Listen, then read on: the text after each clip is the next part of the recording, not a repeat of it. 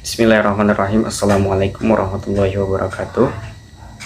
Alhamdulillahirabbil alamin. Wassalatu wassalamu ala asyrofil anbiya'i wal mursalin wa ala alihi wa sahbihi ajmain, amma ba'du. Saya M. Ihsan Sarip, NPM 2021010069, Prodi Hukum Keluarga Islam dari kelas HKIE. Di sini saya akan menjelaskan materi mengenai substansi hukum Islam untuk memenuhi tugas mata kuliah Filsafat Hukum Islam. Makna hakikat sesuatu menurut filsafat.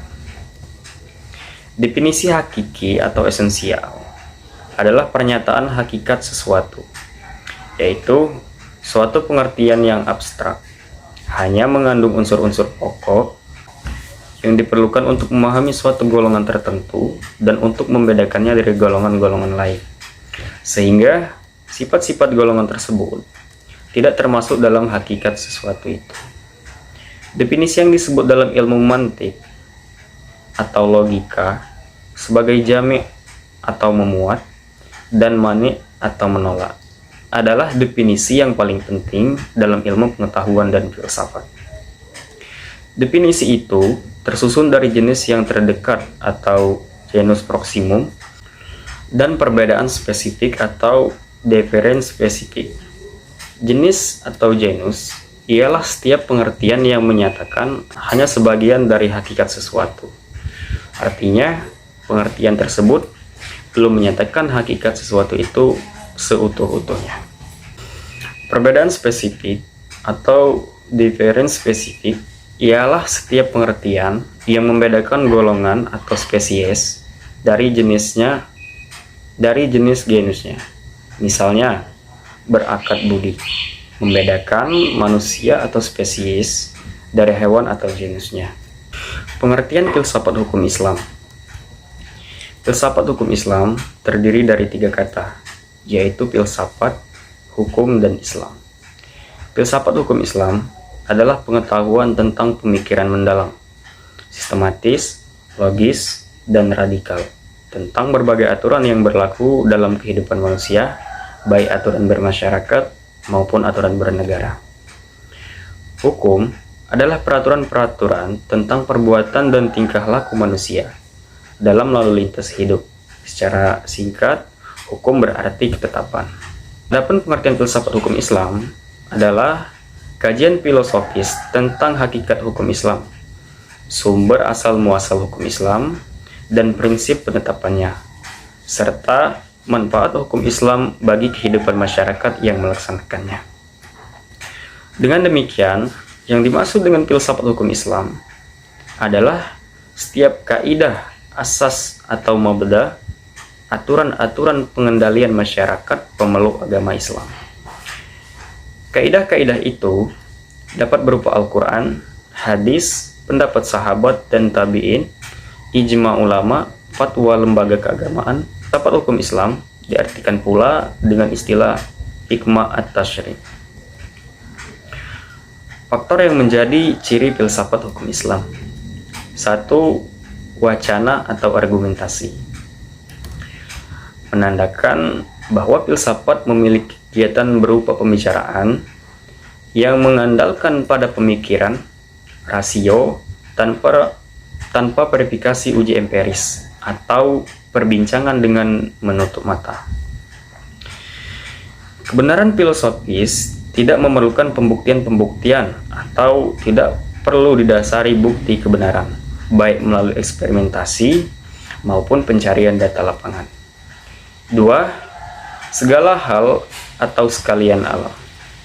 Artinya, semua materi pembicaraan filsafat adalah segala hal menyangkut keseluruhan yang bersifat universal. Tidak ada yang tidak tersentuh oleh pembicaraan filsafat. Ada atau tidak ada permasalahannya, filsafat merupakan bagian dari perbincangan. Hal itulah yang membedakan antara filsafat dan ilmu pengetahuan yang membicarakan lingkup tertentu.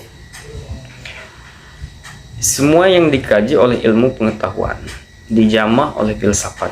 Karena inilah universalisme filsafat. 3. Sistematis. Artinya, perbincangan mengenai segala sesuatu yang dilakukan secara teratur, mengikuti sistem yang berlaku, sehingga tahapan-tahapannya mudah diikuti. Dengan demikian, perbincangan tersebut tepat atau tidak dapat diikuti dan dikaji oleh orang lain.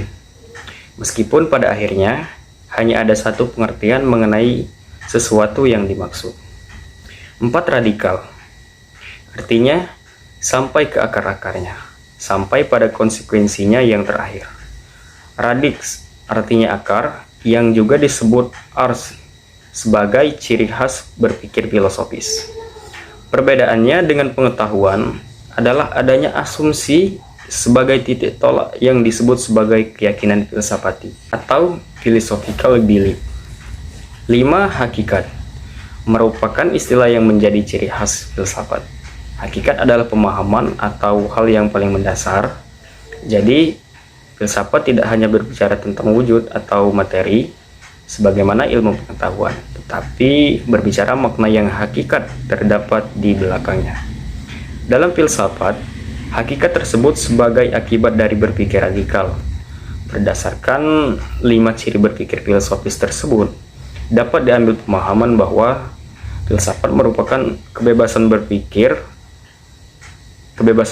manusia terhadap segala sesuatu tanpa batas, dengan mengacu pada hukum keraguan atau segala hal, bahwa sekalian alam dan segala hal dapat dilihat dari berbagai hal sudut, melalui kontemplasi pemikiran yang sistematis, logis, dan radikal. Segala hal yang dipikirkan oleh filsuf berkaitan dengan hal-hal berikut. 1.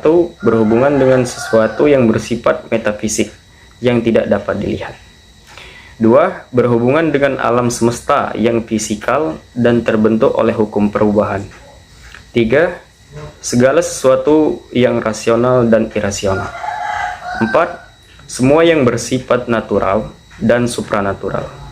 5. Berhubungan dengan akal, rasa, pikiran, intuisi, dan persepsi.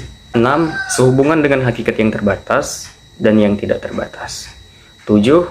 Berhubungan dengan teori pengetahuan pada semua keberadaan pengetahuan manusia, yang objektif maupun yang subjektif. 8. Berhubungan dengan fungsi dan manfaat segala sesuatu yang didambakan manusia atau dihindarinya. 9. Berhubungan dengan kebenaran spekulatif yang bersifat rasional tanpa batas sehingga berlaku pemahaman dialektis terhadap berbagai penemuan hasil pemikiran manusia, tesis yang menghasilkan antitesis, dan terciptanya sintesis. Demikianlah yang dapat saya jelaskan. Apabila ada kesalahan saya mohon maaf. Saya akhiri. Wabillahi taufiq wal hidayah. Wassalamualaikum warahmatullahi wabarakatuh.